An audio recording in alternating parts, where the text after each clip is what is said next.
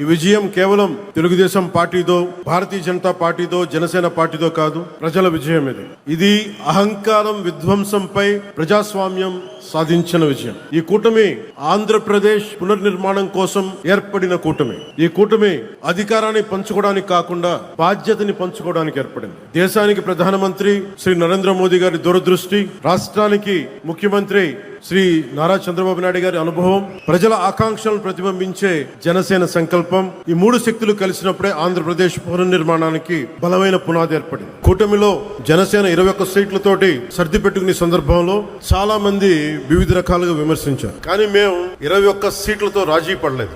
ఆంధ్రప్రదేశ్ భవిష్యత్తు కోసం 21 సీట్లకి జనసేన పరిమితాన్ని చేశాం. ఆ త్యాగానికి ప్రజలు ఇచ్చిన సమాధానమే 100% స్ట్రైక్ రేట్. 2 ఏళ్ల క్రితం మేము ఇచ్చిన హామీలు ఈ రోజు ఒక్కొక్కటిగా ఆచరణలో కనిపిస్తున్నాయి. పెరిగిన వృద్ధాప్య పెన్షన్లు, మహిళలకి ఆర్థిక భరోసా, ఉచిత గ్యాస్ సిలిండర్లు, మహిళలకి ఉచిత బస్సు, రైతులకి అన్నా క్యాంటీన్లు, విద్యకి ప్రాధాన్యత, యువతకు ఉపాధి అవకాశాలు, మేము చెప్పింది ప్రతిదీ ఆచరించి బలంగా ముందుకు తీసుకెళ్తా ఉన్నాం.